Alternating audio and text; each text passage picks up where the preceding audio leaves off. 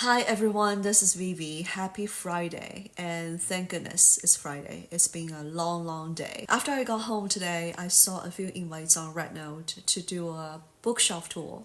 I think that would be fun, so let's do it. So, this is my whole wall bookshelf. It looks much nicer during the daytime, especially on a sunny day. But unfortunately, during the daytime, I don't have much time to read, so it's really after work, after dinner, that I spend the most of time here. Kudos to my husband because he built this himself without anyone's help. I think 2 years ago or 3 years ago for my birthday. Well, on the left hand side, these are mainly Chinese books. They are mainly fiction. When I was a teenager, I read nothing but fiction.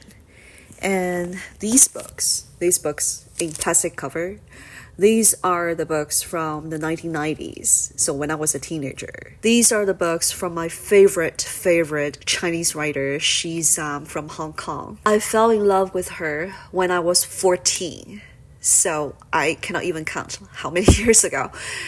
These books follow me from Hong Kong to different cities in China, all the way to the States. I've lived in a few states in America, Massachusetts, New York, New Hampshire. So these books follow me everywhere. I just love her, and I think I will love her for the rest of my life. And this is her name here. And moving to the right, now it becomes dominated by nonfiction. I think it was since my late 20s, I started to read less and less fiction. And then starting from my early 30s, I read nothing but nonfiction. Because I feel like the real life is just so much more dramatic than fiction. You don't need to look for drama, the pain, or the emotional turmoil through fictions. I read a lot of history, biography, and this is one of my favorite, but I cannot show it. It might get censored. And I'm also very interested in massacre, Holocaust. So these books, like Shake Hands with the Devil, In Praise of Blood, The Burning, this is about the Tulsa race massacre of 1921. And also The Wilmington's Lie, this is also about the massacre in 1898. I think it was the end of 2016. Everyone knows what happened. The end of 2016. I became more aware of the social issues. For example, like this book. I was so curious about why people hate each other. Even though we share so many common things. And 2024 was just another blast.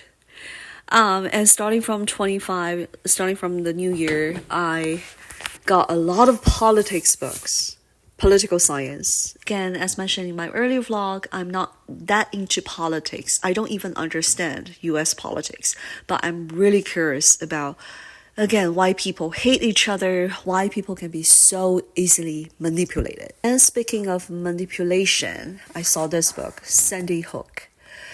I highly recommend this book to everyone. This is such a sad, depressing, heartbreaking book, but I just feel like everyone should read it. Everyone with conscience should read it.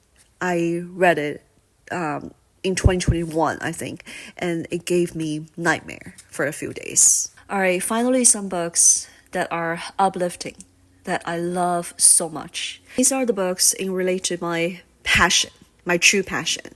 I work in life sciences, so I work in neurology, I worked in Alzheimer's, so here's a book about Alzheimer's. I have a lot of books about Alzheimer's. Now I work in oncology.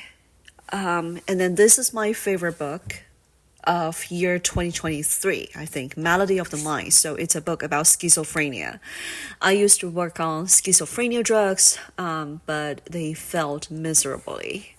So yeah, brain, neurology, brain disorder, mental disorder, these are close to my heart. And you can see I have a lot of books about brain. I'm obsessed with books about brain, and same here. So this is about schizophrenia, the best minds, and oh, I can never finish this book. Although it's so good, it's just so heavy, so thick. But it's a great book about depression. I also like reading books about opioid crisis because I used to work in pain management, and of course, books about breast cancer or hematology because I worked in both hematology and breast cancer. All right, so this is my bookshelf. Post picture, let me know your bookshelf. Have a good night.